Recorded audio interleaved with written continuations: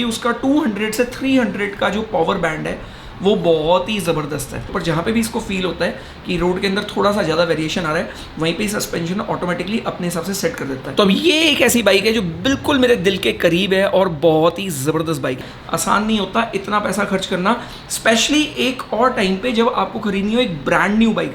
तो गाइज अब ये एक ऐसी बाइक है जो एक्चुअली मोस्ट ब्रूटल बाइक। तो गाइज ये वीडियो बहुत ही स्पेशल होने वाला है, पूरा वीडियो देखना, बहुत ही मज़ा आने वाला है एंड वीडियो है बहुत ही अमेजिंग।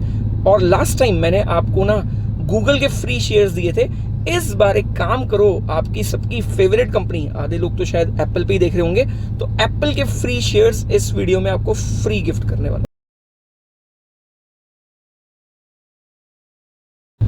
तो भाई लाइफ में एक डिसीजन लेना सबसे मुश्किल होता है और वो डिसीजन पता है क्या होता है, जब आपको अपने हार्ड अर्न मनी कहीं पे खर्च करने हो। और सच बता रहा हूँ तो मेरे लिए भी बड़ा डिफिकल्ट है ये करना।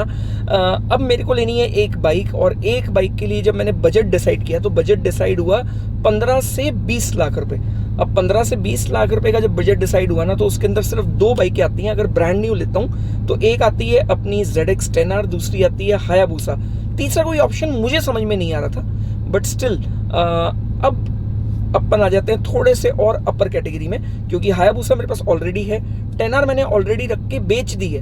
तो 10R जो नया वाला वर्जन है उसमें कुछ ज़्यादा बहुत ज़्यादा चेंजेस नहीं आए, थोड़ी सी रिफाइनमेंट ज़्यादा है, थोड़ा सा स्क्रीन में और ज़्यादा उन्होंने बेटर कर दिया, मतलब LCD डिस्प्ले दे दिया, Bluetooth connectivity they the, but और कुछ बहुत ज़्यादा मुझे नहीं मिला। बट स्टिल कुछ और बेटर लेना था। तो बेटर के अंदर फिर अब जब बाइक्स की बात आई तो कहाँ चले अपन, तो या तो जैपनीज़ में जाओ या जर्मन में जाओ। काश कोई अमेरिकन बाइक भी आती होती, क्या आती है, बट हाँ अपन अगर डेली लाइफ की बात करें तो अमेरिकन प्रोडक्ट्स तो अपन बहुत सारे यूज़ करते हैं। तो आप अपने फ़ोन पे क्या यूज़ कर रहे हो, या तो एप्पल या एंड्रॉयड। और अगर अपन मूवीज़ की बात करें तो अपन किस पे देखते हैं, नेटफ्लिक्स। और अगर अपन एक इलेक्ट्रिक कार की बात करते हैं तो कौन सी कार आती है, टेस्ला।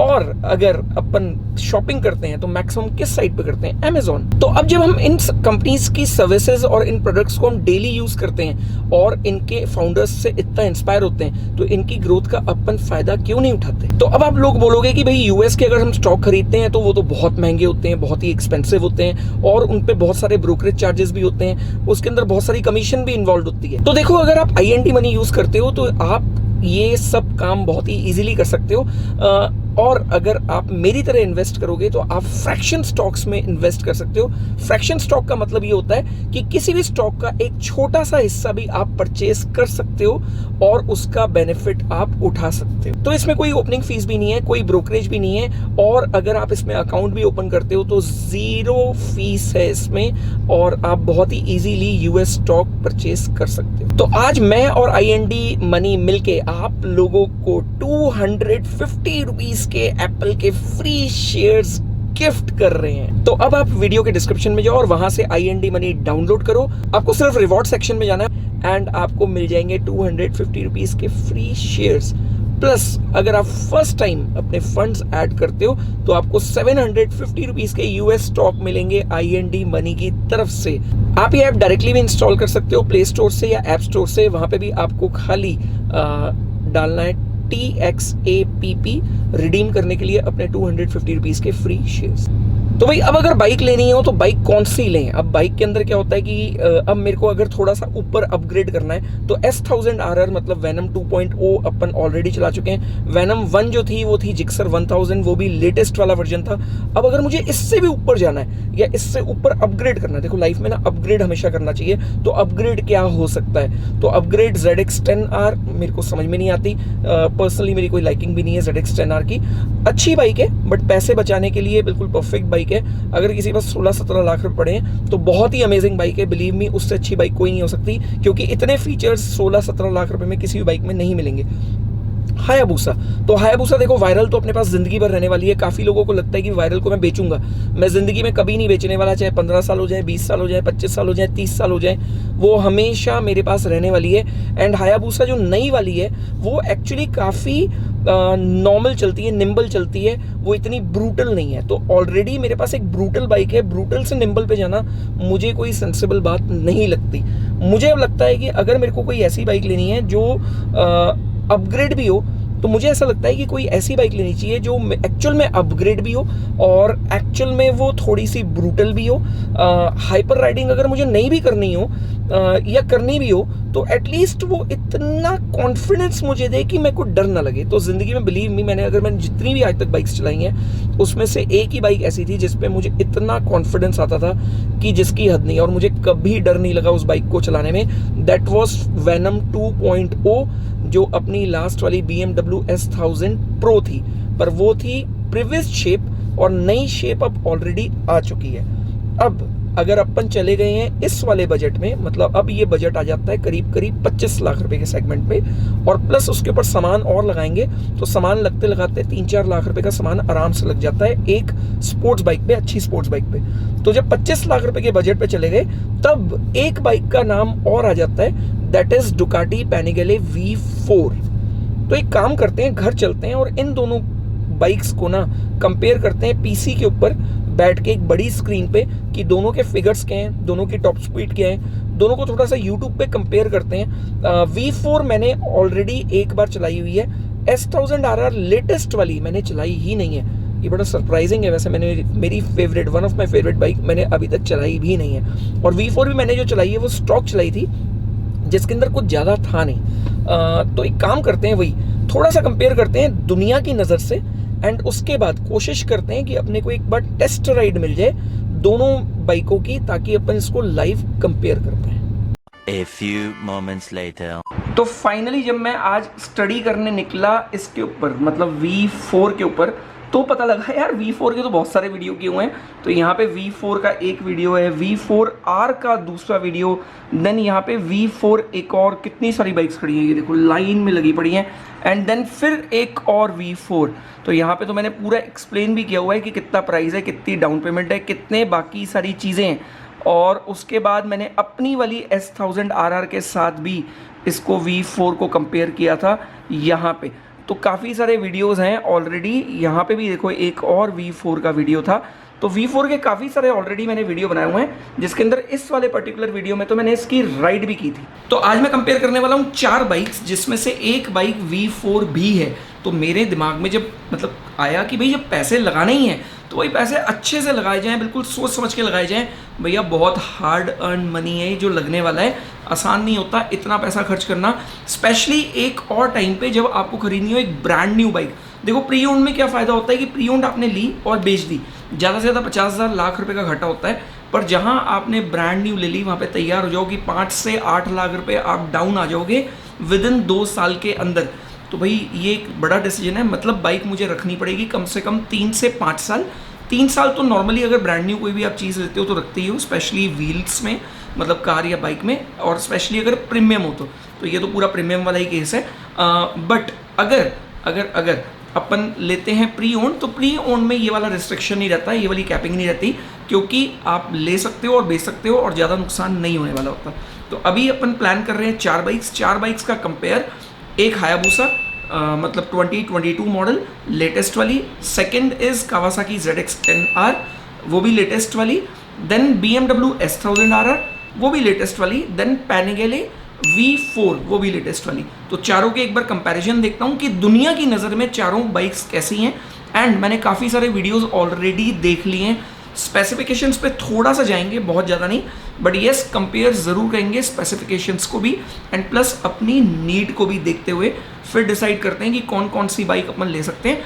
एंड जो भी फाइनल ये चारों में से 2 या 3 बाइक अपन करते हैं, कोशिश करेंगे कि उनकी टेस्ट राइड पे भी चलेंगे। तो काफ़ी सारी स्टडी करने के बाद अब मुझे जो फाइनली एक स्टेप लेना था वो ये लेना था कि सारी बाइक्स को अच्छे से चेक करें।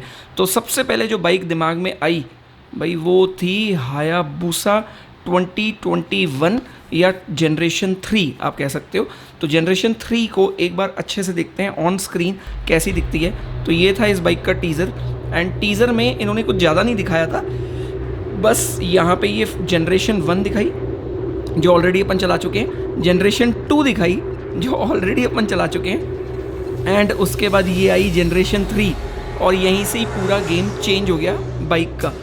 तो भाई ये आ गई बाइक, एंड बाइक बहुत ही ब्यूटीफुल है, सुंदर बहुत है दिखने में, पर्टिकुलर वैसे अपनी अपनी चॉइस है, कुछ लोगों को ये बहुत अच्छी लगी, कुछ लोगों को नहीं इतनी अच्छी लगी। अगर पुरानी जनरेशन से अपन कंपेयर करते हैं तो मेरी पर्सनल बात करूं तो मुझे वाइट कलर में और सिल्वर कलर में बहुत ही अच्छी लगी, ब्लैक कलर में ओके लगी। तो अगर पुरानी जनरेशन से इसको कंपेयर करते हैं तो इस बाइक के अंदर ब्रूटैलिटी थोड़ी सी कम है, मतलब ये थोड़ी सी और कह सकते हैं कि न्यूट्रल चलती है, थोड़ी सी और मतलब निम्बल चलती है।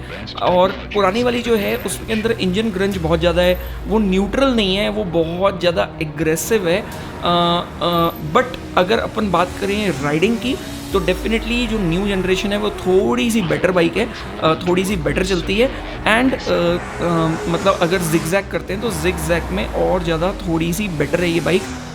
और अगर अपन इसकी ब्रेकिंग की भी बात करते हैं तो डेफिनेटली पुरानी वाली जनरेशन 2 एंड जनरेशन 3 दोनों से इसकी ब्रेकिंग बेटर है। तो अब अगर हायाबुसा की बात करें तो प्राइस की बात करें अराउंड 18,60,000 रुपीज़ के आसपास की बाइक है। अगर एग्जॉस्ट की बात करते हैं तो अराउंड मान के चलो 2 लाख रुपए का एग्जॉस्ट है, करीब 20,60,000 रुपये। प्लस कैसे भी करके अगर एक बाइक को अपन अच्छे से एक्सेसरीज करते हैं तो 2 लाख रुपये लग जाते हैं, मतलब ठीक ठाक एक्सेसरी करने में, तो 2 लाख रुपए वो मान लो। तो अराउंड ये बाइक पड़ेगी अपने को 23 लाख रुपीज़ के आसपास, अगर एक रफली आइडिया अपन लेके चलते हैं, जिसमें ऑन रोड सारी कॉस्ट भी आ गई, ये दिल्ली का प्राइस बता रहा हूँ, एग्जॉस्ट भी आ गया एंड बाकी सब चीज़ें भी आ गई एक्सेसरीज में, जैसे विंडस्क्रीन आ गई, एयर फिल्टर आ गया एंड बाकी के छोटे मोटे और सामान जो प्रोटेक्शन से रिलेटेड होते हैं। प्लस 1-2 अगर कार्बन फाइबर पार्ट्स भी अपन लगाते हैं तो लगभग इतने पैसे लग ही जाते हैं बाइक पे ऊपर। अब सेकंड बाइक जो आती है जो इसी के कंपटीशन प्राइस पे है और कहीं ना कहीं पावर में इससे थोड़ी सी ज़्यादा है, तो हायाबुसा की पावर की बात करें तो 1300 सीसी अराउंड 190 bhp जो लेटेस्ट वाली है। एंड बाइक चलती है थोड़ी सी निम्बल। पुरानी वाली जो बाइक थी जनरेशन 2 अगर हायाबुसा की बात करें तो 197 bhp थी वो, बट इस वाली बाइक में जेन 3 में इलेक्ट्रॉनिक्स बहुत ज़्यादा है, जेन 2 में थोड़े से इलेक्ट्रॉनिक्स और कम थे। तो ये वीडियो थोड़ा सा लंबा शायद हो सकता है, बट थोड़ा सा बेयर कर लेना क्योंकि काफ़ी सारी इन्फॉर्मेशन मैं देने वाला हूँ बाइक्स के बारे में। तो अब सेकेंड कंपेरिजन जो इसी के प्राइस के आसपास की बाइक है अराउंड 17 लाख रुपये, दैट इज ZX10R। तो गाइस अब आ जाते हैं ZX10R। तो ये bike completely different and bike है एक्चुअल में काफ़ी अच्छी दिखने में। इसके लुक्स के ऊपर जब बात आई थी तो काफ़ी सारा इस पे ट्वीक हुआ था, स्पेशली आगे की हेडलाइट्स को लेके। तो आगे की हेडलाइट्स कुछ पांडा जैसी दिखती है, बट जब रियल में बाइक मैंने देखी तो मुझे बाइक काफ़ी सुंदर लगी। ऑनलाइन सच में जब देख रहा था तब तक मुझे समझ में नहीं आ रहा था। तो बाइक के अंदर इलेक्ट्रॉनिक्स काफ़ी इंप्रूव कर दी हैं पहले वाली बाइक से, थोड़ा सा शायद वेट भी रिड्यूस किया है and completely meter cluster, headlight, tail light सब कुछ चेंज कर दिया, हीटेड ग्रिप्स भी दे दिए, क्रूज कंट्रोल भी दे दिया, क्विक शिफ्टर, ऑटो ब्लिपर भी दे दिया। ओह माय गॉड, मतलब सब कुछ ही दे दिया भाई। और क्या चाहिए एक बाइक के अंदर, जो बाइक आती है प्रैक्टिकली 17 लाख रुपए में, 1000 सीसी 200 bhp की बाइक है एंड बाइक एक्चुअल में अच्छी है सच बताऊं तो जिस प्राइस पे आती है। क्योंकि अगर इसके नियरेस्ट कॉम्पिटिटर इस स्पेसिफिकेशन के देखते हैं तो कम से कम कैसे भी करके वो 24-25 लाख रुपए के आसपास पहुंच जाती हैं सारी की सारी बाइक्स। बट पता नहीं कावासाकी ने क्या किया है इन चीज़ों के साथ में कि बाइक को बना दिया है 17 लाख रुपए का, मतलब प्रैक्टिकली 7 से 8 लाख रुपए सस्ती बाइक है ये अपने नियरेस्ट जितने भी कॉम्पिटिटर्स हैं उनसे। पर ऑनेस्टली बताऊं, जब इसको जब अपन चलाते हैं तो चलाने में वो फ़र्क महसूस होता है, जो प्लास्टिक क्वालिटी, बिल्ड क्वालिटी है उसमें वो फ़र्क महसूस होता है। एंड ZX10R में एक और मुझे कमी लगती है, वो ये है कि अगर बाई चांस गलती से भगवान न करे आपका क्रैश हो, अगर क्रैश हुआ तो ये पूरी बिखर जाती है, मतलब इसका सब कुछ ही टूट जाता है, पता नहीं क्यों टूटता है। आई डोंट नो, मतलब बहुत डेलिकेट बाइक है। बट हाँ, अगेन फिर बात करता हूँ, अगर इस प्राइस सेगमेंट में बात करें तो इसका कोई कॉम्पिटिटर है ही नहीं। तो येस, अगर ZX10R की मैं बात करूँ तो मुझे ऐसा लगता है कि ये बाइक मेरे लिए नहीं बनी है। उसके काफ़ी सारे रीजंस हैं कि एक तो मैं बहुत ज़्यादा ब्रूटल चलाता हूँ बाइक, मेरा RPM हर टाइम पे बहुत ज़्यादा रहता है और कहीं ना कहीं इसमें थ्रॉटल बॉडी के इश्यूज़ आने लग जाते हैं जब आप बहुत ज़्यादा ब्रूटल इसको चलाना चालू कर दो। क्योंकि इंडियन जो टेम्परेचर है, इंडिया के अंदर एक प्रॉब्लम है कि काफ़ी ज़्यादा डस्ट है, यहाँ पे गर्मी भी कंपैरेटिवली काफ़ी ज़्यादा होती है, स्पेशली दिल्ली या नॉर्थ इंडिया की अगर अपन बात करें तो यहाँ गर्मी तो भाई गजब की पड़ती है और दिल्ली में तो खतरनाक पड़ती है, मतलब टेक्निकली कई बार तो टेम्परेचर 50 भी डिग्री पहुँच जाता है। तो ये बाइक कहीं ना कहीं इतनी अच्छी नहीं है मेरे लिए। मैं ये नहीं कह रहा बाइक के अंदर कोई कमी है। अगेन अगर आपको एक 17 लाख रुपए की कंप्लीट पैक्ड एक बाइक चाहिए हो तो this is a amazing package. ये और हायाबुसा दोनों ही बहुत ही अमेजिंग पैकेज है। आपको अगर एक लॉन्ग टर्म ओनरशिप चाहिए हो तो भी ये बाइक ठीक है, बहुत बुरी नहीं है, बट कहीं ना कहीं मेरी लाइकिंग ZX 10R की नहीं है। एंड ZX 10R भी ऑलरेडी मैं रख चुका हूँ, तो मैं ये वाली पर्टिकुलरली बाइक नहीं लेना चाहूँगा। अब मैं अपग्रेड करना चाहूँगा क्योंकि ZX 10R से बेटर है Gixxer 1000 जो ऑलरेडी मैं रख चुका हूँ। एंड Gixxer 1000 से काफ़ी बेटर बाइक है। इवन लीडर क्लास की बेस्ट बाइक जो मुझे लगती है दैट इज़ BMW S1000RR, वो भी 2018 वाली मैं रख चुका हूँ। मतलब अभी जो लास्ट जनरेशन आई थी वो वाली मैं रख चुका हूँ। तो मेरे को थोड़ा सा एक अच्छा अपग्रेड चाहिए था। अब हम आ जाते हैं एक ऐसे अपग्रेड पे जो एक्चुअल में अपग्रेड होगा अगर मैं लूँगा तो ये एक्चुअल अपग्रेड है। बट प्राइस की जहाँ तक बात करें तो ये अगर अपन लेते हैं तो प्रैक्टिकली इनका प्राइस पहुँच जाता है 30 लाख रुपए का सेगमेंट, एंड दूसरी बाइक का प्राइस सेगमेंट पहुँच जाता है सीधा 35 लाख रुपए पे। तो वही देखो कहाँ अपन थे 20-22 लाख रुपए पे, कहाँ सीधा 30 और कहाँ फिर सीधा 35। तो है तो काफ़ी सारी चीज़ें, बट क्या होता है कि बजट और पॉकेट भी अपनी होती है ना, तो अपने हिसाब से ही हमेशा लेना चाहिए। उतने ही पैर पसारने चाहिए जितनी चादर हो, और कभी भी आप ऐसी चीज़ मत लो जिसमें आपको आगे जाके तकलीफ आए कि मतलब ये मैंने डिसीजन गलत ले लिया। तो डिसीजन मैं बिल्कुल सही लेना चाहता हूँ और एक ही बार में लेना चाहता हूँ। तो अब ये एक ऐसी बाइक है जो बिल्कुल मेरे दिल के करीब है और बहुत ही ज़बरदस्त बाइक है। बिलीव मी, मैंने इतनी अच्छी बाइक कभी ज़िंदगी में नहीं चलाई है, और मेरा जो एक्सपीरियंस इस बाइक का था वो बहुत ही ज़बरदस्त था। मेरे पास ऑल्दो ये 2018 मॉडल थी, ये जो अभी आप वीडियो देख रहे हो ये 2021-2022 मॉडल, बट बिलीव मी इतनी अच्छी बाइक मैंने कभी लाइफ में नहीं चलाई, स्पेशली लीटर क्लास बाइक, मतलब 1000 सीसी बाइक। तो ये बाइक 1000 सीसी 200 bhp, बिल्कुल light weight, 199 kg only. And भाई इस बाइक को जैसे ही रोड पे लेके निकलो ना, मतलब इतना कॉन्फिडेंस आता है, स्पेशली कितना भी टर्न आ जाए, कुछ भी आ जाए, रोड ख़राब हो सही हो, बस इसको लेके निकल जाओ। आपको कभी ऐसा नहीं लगेगा कि आप कॉन्फिडेंस लूज़ कर रहे हो इस बाइक के ऊपर। ब्रेकिंग इस बाइक की ऐसी है कि मतलब कभी डर लगेगा ही नहीं कि हाँ भाई ये रुकेगी भी या नहीं रुकेगी। तो बाइक बहुत ज़बरदस्त, लुक्स बहुत ज़बरदस्त, एंड एक्चुअल में ये अच्छी बाइक है।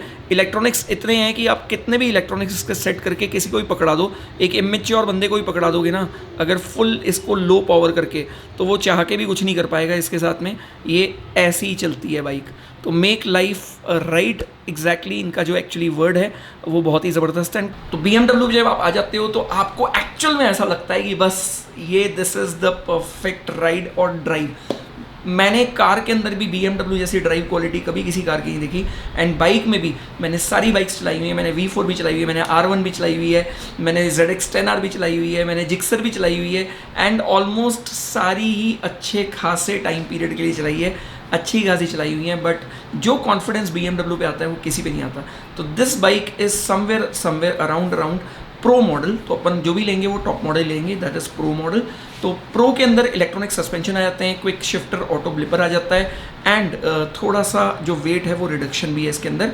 नॉर्मल वाले मॉडल के अंदर आपको क्विक शिफ्टर नहीं मिलेगा, हीटेड ग्रिप्स नहीं मिलेंगी, एंड अपना क्रूज कंट्रोल भी नहीं मिलेगा। तो मेरे को थोड़ा सा ट्रैवल भी करना है तो मैं उस हिसाब से भी देख रहा हूँ। एंड जब सस्पेंशन आपका इलेक्ट्रॉनिक होता है तो सबसे अच्छा बेनिफिट होता है just click on a button and वो आपका सस्पेंशन उसी टाइम सेट कर देता है। इवन इसके अंदर आप अडेप्टिव सस्पेंशन भी सेट कर सकते हो। उसका एक बहुत बड़ा फायदा है कि जैसे ही अगर आप ब्रेक बहुत ज़्यादा हार्ड लगाओगे तो सस्पेंशन ऑटोमेटिकली थोड़ा हार्ड कर देता है, ताकि आपका जो ट्रैवल है, सस्पेंशन ट्रैवल है फ्रंट वाला, वो थोड़ा सा कम हो एंड ब्रेकिंग थोड़ी सी और बेटर हो जाए। इवन खड्डे वड्डे भी बहुत ज़्यादा जाते हैं रोड के ऊपर, जहाँ पे भी इसको फील होता है कि रोड के अंदर थोड़ा सा ज़्यादा वेरिएशन आ रहा है, वहीं पे सस्पेंशन ऑटोमेटिकली अपने हिसाब से सेट कर देता है। तो that's the best part of this bike, and this is a complete intelligent bike. Bike आती है करीब 24-25 लाख रुपए के आसपास ऑन रोड। एग्जॉस्ट आता है अराउंड 2.5 लाख रुपए का फुल सिस्टम, एंड बाकी सब सामान सब लगाते अराउंड ये पहुँच जाती है समवेयर 30-31 लाख रुपए के आसपास। तो ये अगर मैं लेता हूँ तो 30-31 लाख रुपए की पड़ेगी, जो एक छोटा अमाउंट नहीं है, अच्छा खासा बड़ा अमाउंट है। पर अब जब 30-31 लाख रुपए पहुँच गए तो एक और बहुत बड़ा कॉम्पिटिटर है, जो बहुत बड़ा कंपटीशन वाली बाइक है इस टाइम के अंदर, and the most brutal bike इस टाइम पे। अब ब्रूटैलिटी की बात करें तो ये ऐसा नहीं है कि BMW S1000RR ब्रूटल नहीं है, ये बहुत ही ब्रूटल है, बट ये क्या डराती नहीं है। मतलब दिस कॉन्फिडेंस बहुत ज़्यादा रहता है, पावर बहुत ज़्यादा है, बट स्टिल डर नहीं लगता। तो अब ऐसी बाइक जिससे एक्चुअली मुझे भी डर लगता है और वो बहुत ही ब्रूटल है। रोड के ऊपर लेके जाओ, ट्रैक के ऊपर लेके जाओ, कहीं पे भी लेके जाओ, बिल्कुल ज़बरदस्त एंड बहुत ही अमेजिंग बाइक। बट बजट चला जाता है अब सीधा 35 लाख के ब्रैकेट पे। तो गाइज अब ये एक ऐसी बाइक है जो एक्चुअली मोस्ट ब्रूटल बाइक, मतलब ब्रूटल इन द सेंस ज़बरदस्त brutal. This is Panigale V4 cross plane engine, V4 technology and बहुत ही डिफरेंट बाइक। डिफरेंट मतलब अगर स्टॉक बाइक की भी बात करें तो ऑलमोस्ट 325 टॉप स्पीड चली जाती है विदाउट एनी मॉडिफिकेशंस, और मीटर पे भी दिखाती है, सबसे बड़ी बात है। लुक्स के अंदर मुझे नहीं लगता कि इससे ज़्यादा कोई भी सुंदर बाइक दुनिया में होती होगी। मतलब मैं पर्सनली ही मानता हूँ इस बात को कि V4 और मतलब डुकाटीज़ की जितनी भी बाइक्स होती हैं लुक्स के अंदर बेस्ट होती हैं और इनसे ज़्यादा खतरनाक कुछ नहीं होता। बट कहीं ना कहीं ये जो आवाज़ है, ये वाली आवाज़ सुन लो, तो ये जो पर्टिकुलरली आवाज़ है ना, ये मुझे कोई इतनी ज़्यादा फैसिनेटिंग नहीं लगती। मुझे हमेशा शुरू से इनलाइन 4 वाली आवाज़ बहुत पसंद है। दूसरी चीज़, this is more of a track bike. अगर आपको रेसिंग करनी है, प्रोफेशनल रेसिंग करनी है, तो बिलीव मी ये बाइक ने वर्ल्ड वाइड मतलब हिला दिया है, सबको हिला दिया है। मतलब मैं मोटो GP बाइक्स की बात नहीं कर रहा हूँ, मैं नॉर्मल बाइक्स की बात कर रहा हूँ, जैसे R1M हो गई, डुकाटी V4 हो गई, BMW S1000 अपना M स्पोर्ट हो गई। तो ये वाली जितनी बाइक्स हैं, ये वाली में सबसे ज़्यादा मोस्ट एग्रेसिव बाइक है ये, और ये ऐसी बाइक है जिसको देख के मतलब एक बार ना नज़रें भी रुक जाती हैं। बट अगर रोड की बात करें तो मुझे नहीं लगता कि रोड पे ये कोई बहुत ज़्यादा फैसिनेट कर पाएगी या मुझे कोई बहुत ज़्यादा मज़ा दे पाएगी। और प्लस 35 लाख रुपए एक बहुत बड़ा अमाउंट हो जाता है कहीं ना कहीं। तो भाई ये थी 4 बाइक्स जिसके ऊपर मेरी नज़र है, जिसमें से आपको क्या लगता है मुझे कौन सी लेनी चाहिए। हायाबुसा 2022 ऑलरेडी अपने पास हायाबुसा है और अपन कभी नहीं बेचने वाले। उसको कंसिडर करते हुए कहीं ना कहीं मैं डाइसी हूँ। ZX 10R कहीं ना कहीं पैसे बहुत बच जाएंगे डेफिनेटली, क्योंकि अगर मैं उसको एसेसरी वगैरह कर करा के सब कुछ भी तैयार करूँगा तो मुझे ऐसा लगता है कि शायद 21 लाख रुपए में या 20 लाख रुपए में वो कंप्लीट हो जाएगी, क्योंकि उसका एग्जॉस्ट भी सस्ता है, सिर्फ 1.25 लाख रुपए का है, और बाकी सारा सामान भी उसका सस्ता ही आता है।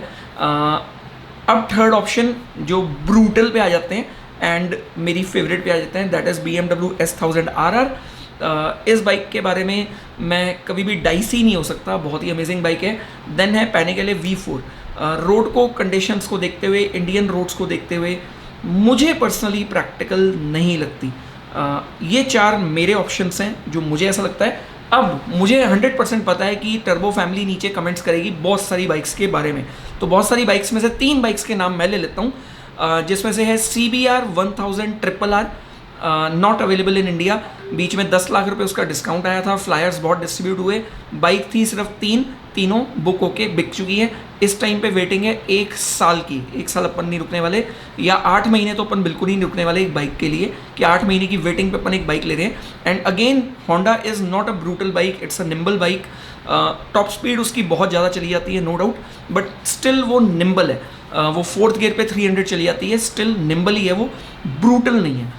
अब बात करते हैं सेकेंड बाइक R1 या R1M। सुपर अमेजिंग बाइक्स, दोनों ही बहुत ही खतरनाक हैं, बट इंडिया में वो एक ऑर्फन चाइल्ड है, क्योंकि उनके पेरेंट्स ही नहीं है इंडिया के अंदर। बाइक मिलती है वही 6 से 8 महीने में, सर्विस सेंटर 0, कोई भी सामान खराब हो जाए तो इंपोर्ट कराओ खुद, या कंपनी भी अगर मंगा के देती है तो 8-8, 9-9 महीने, 10-10 महीने कंपनी में वर्कशॉप्स में खड़ी रह जाती है बाइक्स, एंड बिल्कुल भी प्रैक्टिकल नहीं है। अब 2 बाइक्स और हैं, मुझे पता है इन दोनों का नाम 100% नीचे कमेंट्स में आएगा, H2 एंड H2R। तो H2R तो खैर बनती ही नहीं है, क्योंकि वो रोड लीगली बाइक नहीं है। अगर मैं उसको ले भी लेता हूँ तो या तो मुझे उसको ट्रैक पे चलाना पड़ेगा या इलीगली रोड पे चलाना पड़ेगा, जो दोनों ही चीज़ें मेरे लिए प्रैक्टिकल नहीं है। ट्रैक मैं करूँगा नहीं, और स्ट्रेट ट्रैक तो इंडिया में है ही नहीं। वो स्ट्रेट ट्रैक्स के लिए, ड्रैग रेसेस के लिए बनी हुई बाइक है, टर्न्स पे वो कहीं ना कहीं फेल हो जाती है, क्योंकि थोड़ी हैवी बाइक है। अब आ जाते हैं H2 पे। H2 के साथ भी सेम प्रॉब्लम है कि स्ट्रेट रोड, अगर सीधी सड़क हो तो बिलीव मी उस बाइक को कोई हरा ही नहीं सकता, क्योंकि उसका 200 से 300 का जो पावर बैंड है वो बहुत ही ज़बरदस्त है। 200 की स्पीड तक BMW V4 H2 अगर तीनों रेस लगाएंगी तो लगभग तीनों कॉम्पिटेट करेंगी बराबर के आसपास। बट 200 के बाद जो एक लैग आ जाता है हर बाइक के अंदर, वो H2 में लैग है ही नहीं। वो 200 से 300 भी उतनी पावर पे जाती है। मतलब उतना ही स्पीड में चली जाती है। तो सेकंड्स का अगर फ़र्क बताऊं तो हायाबुसा जाती है 300 तक 26 सेकंड में, वहीं H2 चली जाती है 16 सेकंड में। तो ये बहुत मेजर फ़र्क हो गया 10 सेकंड का। बट अगर अपन 0 to 200 की बात करते हैं तो वो लगभग बराबर है। 0 to 100 तो ऑलमोस्ट बिल्कुल ही सेम है। तो अगर अपन इंडिया की बात करते हैं तो इंडिया के अंदर आपको इतनी स्ट्रेट रोड कभी मिल ही नहीं सकती कि आप पागलों की तरह उसको 300 तक भगा पाओ। बट येस, अगर अपन बात करते हैं ट्रैफिक में, भीड़ भाड़ में, बाकी सब जगहों पे, तो वहाँ पे H2 फेल हो जाती है। मुझे पर्सनली H2 इसीलिए नहीं पसंद है, उसका यही एक रीज़न है कि वो जिग जैग करते टाइम बिल्कुल फ्लॉप हो जाती है बाइक। बहुत पावरफुल है, बहुत एग्रेसिव है, ब्रूटल बाइक है, बट मेरे लिए नहीं बनी हुई। तो हर चीज़ हर किसी के लिए होती है, वो मेरे लिए नहीं है। मैं ऐसी कोई चीज़ नहीं लेना चाहता बस मैं ले लूँ और उसको मैं यूज़ ना कर पाऊँ प्रॉपरली। अगर अपन लें किसी चीज़ को तो अपन उसको प्रॉपरली यूज़ करना चाहते हैं, प्रॉपरली उसको फन एज अ फन के तरीके से यूज़ करें, चलाने में मज़ा आए, डराए नहीं। तो मैं कोई भी ऐसी चीज़ नहीं लेना चाहता जो मुझे डराए। तो अब टर्बो फैमिली, आपके नीचे कमेंट्स जो भी आएंगे उस हिसाब से नेक्स्ट वीडियो में अपन टेस्ट राइड करेंगे बाइक्स की। तो कौन सी बाइक की टेस्ट राइड मुझे पहले करनी चाहिए या कौन सी बाइक के शोरूम में जाके अपने को सब कुछ चेक करना चाहिए, ये अब आप लोग मुझे बताओगे, तो उस हिसाब से अपन स्टडी चालू करेंगे। करीब 5-6 वीडियोस और बाइक्स के ऊपर आने वाले हैं। उसके बाद एक बाइक फाइनल करके अपन फाइनली डिलीवरी ले लेंगे। And Arnie is coming back, so beware guys. And दोबारा आ जाए, बिल्कुल दोबारा आ गए। तो गाइज IND मनी को आप वीडियो के डिस्क्रिप्शन से डाउनलोड करो एंड US स्टॉक फंड करो। आपको मिलेंगे 250 रुपीज़ के एप्पल के फ्री शेयर्स। कोड याद रखना TXAPP। एंड अगर उसके अंदर आप फंड्स ऐड करते हो तो 750 रुपीज़ के US स्टॉक भी आपको फ्री मिलेंगे। और अराउंड 4 मिलियन इंडियन सब्सक्राइबर्स इसको ऑलरेडी यूज़ कर रहे हैं। ट्रस्टेड है एंड ट्राइड है। तो अगर सब कुछ अच्छा लग गया हो तो वीडियो को लाइक, चैनल सब्सक्राइब नहीं किया तो कर लो। मिलते हैं नए व्लॉग के साथ कल सुबह 7:30 बजे। Bye bye, take care and love you turbo family.